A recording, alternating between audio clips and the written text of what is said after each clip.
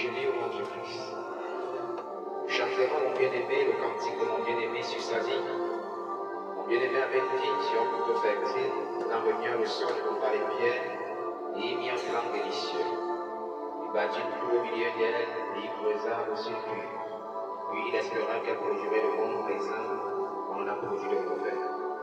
Maintenant donc, habitants de Jérusalem et hommes de Juda, soyez juges entre moi et ma vie. Y avait-il encore à faire ma vie que je n'ai pas fait de rêve? Pourquoi?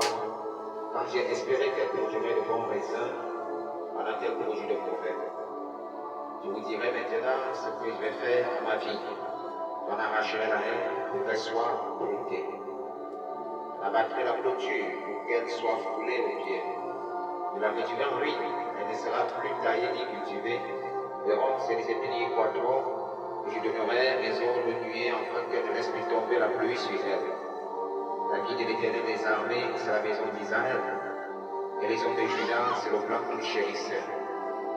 Il avait espéré de la droiture, et voici du sang versé. De la justice, et voici les cris de détresse. Malheur, ceux qui achètent maison à maison et qui joignent chambre à chambre, jusqu'à ce qu'il n'y ait plus d'espace. Ils habitent seuls au milieu du pays. Voici ce que m'a révélé l'Éternel des armées, certainement ces maisons nombreuses seront dévastées.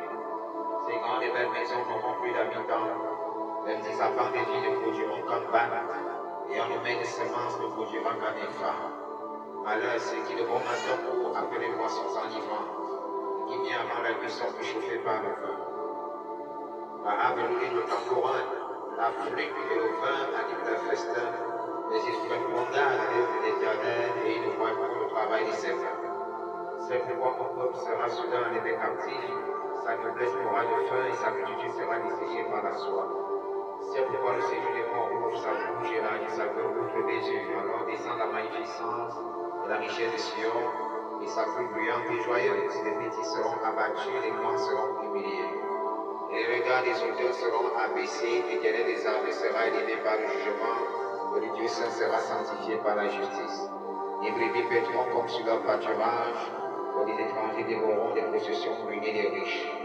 Malheur ceux qui tirent l'iniquité avec les cordes du vice, et les péchés comme avec les traits d'un char, et qui disent qu'il rate qu'il accélère son œuvre, enfin que nous la voyons, que le décret du Saint d'Israël arrive et s'exécute, enfin que nous le connaissions.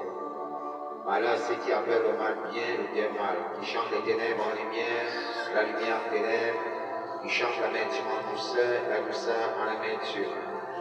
Malheur ceux qui sont sages à leurs yeux et se croient intelligents.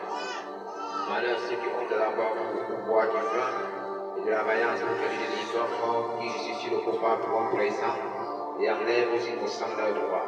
C'est pourquoi comme une langue de feu dévore le chaud, et comme la flamme consume l'herbe sèche, ainsi leur racine sera comme de la pourriture, et leur fleur se dissipera comme de la poussière. Car ils ont dédaigné la loi de l'Éternel des armées, et ils ont méprisé la parole du Saint d'Israël. C'est pourquoi la colère de l'Éternel s'enflamme comme son peuple. Il étend sa main sur lui et le frappe, les montagnes s'ébranlent, et les cadavres sont comme des balayés au milieu des rues. Malgré tout cela, sa colère s'apaise toi, et sa main est encore étendue. Il élève une bannière pour les peuples lointains, il en siffle plein des extrémités de la terre. Et voici, il arrive avec promptitude et légèreté, il n'est fatigué, il ne chancelle de lassitude. Personne ne sommeille ni ne dort, aucun dans la ceinture de ses reins est caché, ni la courroie de ses souliers rompus. Ses traits sont aigus et tous ses arts tendus. Ses sabots